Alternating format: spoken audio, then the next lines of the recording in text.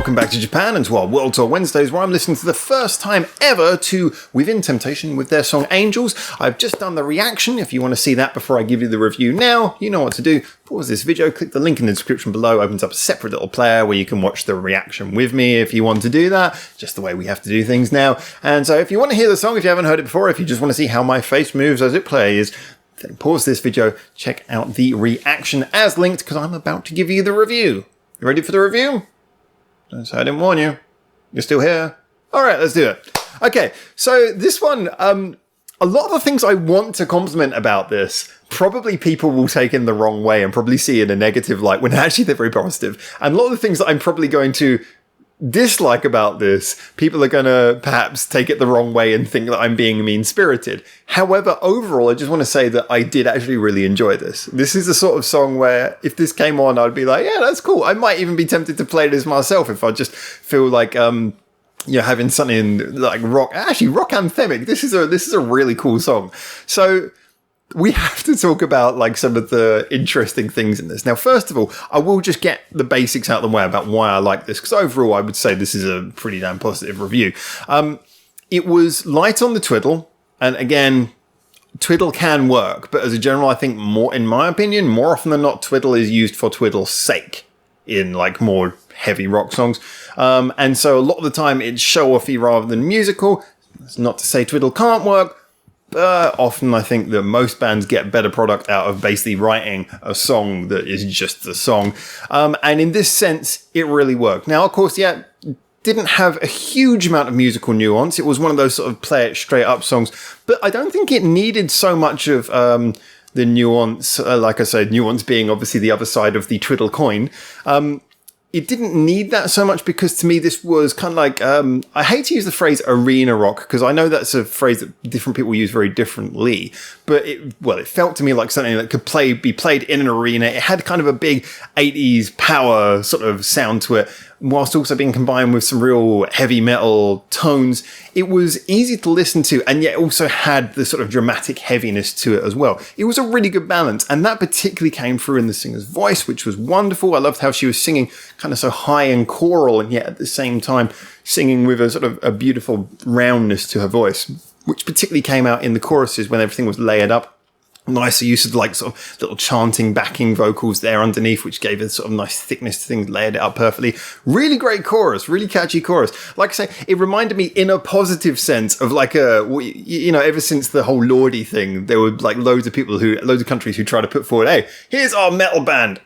Give our metal band Eurovision, just showing how completely unoriginal people are. It's like, hey, we're going to copy and see if that gets it. And I don't think anyone subsequently did. No surprises. But anyway, this sounds like something, it has that same quality of being heavy, but in a way that if you stuck this in Eurovision, I think you get a fair old number of points. It's got scale, it's got catchiness, and it's got listenability. Again, all things that usually, if you said that to most hard rock fans, they would kind of cringe at the use of some of those words. However, I do think they're really good quality things, and I think they also bridge the gap. Not knowing the rest of their material, I imagine that they probably do go in some more heavy metal directions occasionally. So this is, as a single, seemingly a very popular one, this is a good way of bridging a gap and bringing in fans and bringing in people to listen to your group. So I'm all for this. I think this was really listenable to someone like me, who I like all genres of music, but I must admit I tend to find heavier genres of music, I find it harder for them to really impress me because there is such a ubiquitous nature to that style of music that there's so much out there and there's so much of a limit of different tones you can use, as it's all about basically guitar, bass, drums, that it's very hard for a band to stand out. So just being very good at producing a radio-friendly or just a song that is easy for people to get into, that's a pretty good quality. And like I say, especially when it comes backed up with or led by a fantastic singer's voice. So I really enjoyed that element about it as well.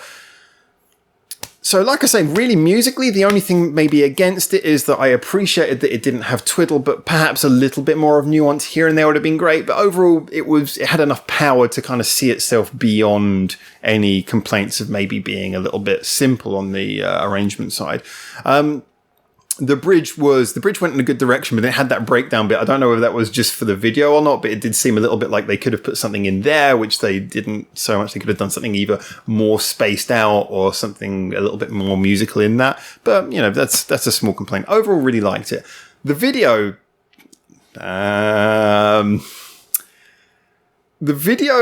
it seemed like they had the opportunity to take so many more interesting turns, and it seemed like every turn that the director, assuming the director storyboarded it, seemed the director took every wrong turn they could. Like when it turns up with the priest driving them at first, he's thinking, oh, this looks like the priest has done something bad, but I bet the story's going to play out, and you actually find that he's not. Maybe he's taking her to save her life. You know, go against the. I mean, I'm not religious, but go against the usual idea of the stereotypical evil priest. I thought, oh, maybe they're going to do something to go against that. But then, no, not only is he evil, but he seems to be possessed by demons. And then just to up the, let's go for basic imagery more. Oh, the band, they're not just good guys, they're actually angels. It's like, oh. And then at the end, like, oh, the Ark of the Covenant's opening is going to melt their face. Here comes more angels. It's like, just, we've gone to the base of, angels versus demons. We're just going to go really basic on this. And yeah, the bad guy is who you thought he was.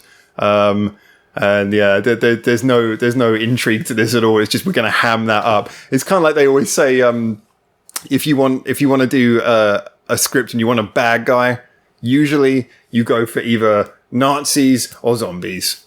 They're the easiest ones. Oh, Nazis, zombies. Everyone knows the script from the beginning. This is kind of like the heavy metal equivalent of that. This is like angels and demons. Priest is usually actually the demon. It was by the numbers, and it did occasionally get cringingly cheesy.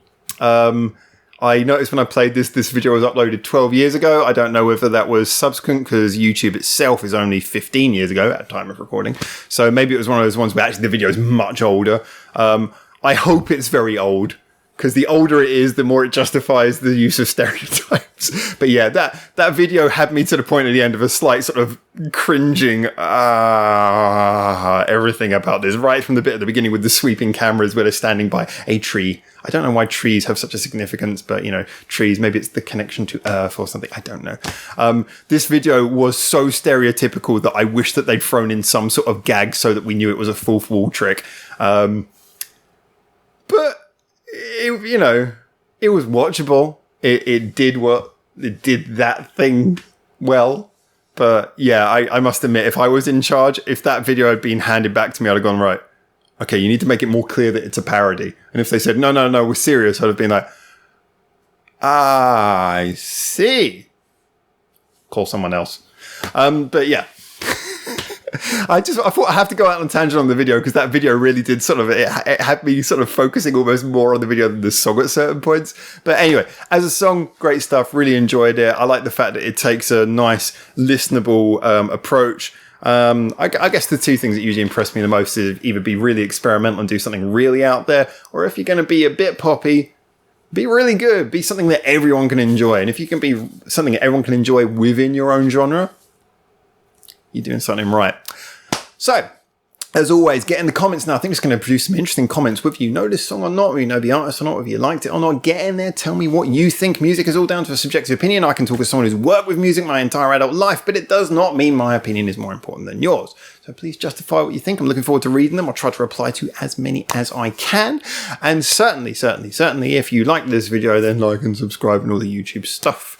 If you want to do more talking about music, then please follow our other social media links in the description below. And a big thank you to everyone who has followed our Patreon and supported that. It is greatly appreciated. So, until I see you hopefully soon on the next video, thank you for making it through to the end of this one.